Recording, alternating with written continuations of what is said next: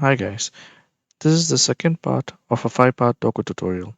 In this video, I'm going to explain to you about the Docker engine and the Docker architecture. Okay, let's get started.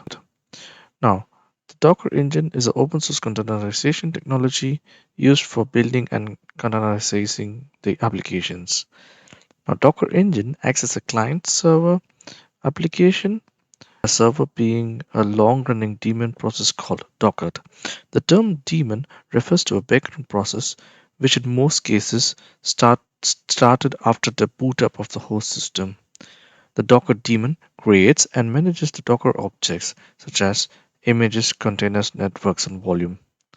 The Docker client Docker is the primary way that many Docker users interact with Docker. By using commands such as docker run, the client sends these commands directly to the Docker daemon via the REST API. Yeah. Docker is written in Go programming language and uses a technology called namespace to provide isolated workspace called containers. Docker objects such as network containers, images, and volumes will be dealt in the next part. Okay, we know that the Docker daemon does the heavy lifting of building, running, and distributing the containers. This is achieved from a Docker client which communicates to the Docker daemon using a REST API or Unix sockets or an interface. Now, let's take a closer look at this architecture. Now we have three components: a client component, the Docker host where your Docker engine will be installed, and a registry. The fundamental and the most important Docker objects are the images. Docker registry stores these images. By default, Docker host or the Docker engine is configured to look the images from the Docker Hub.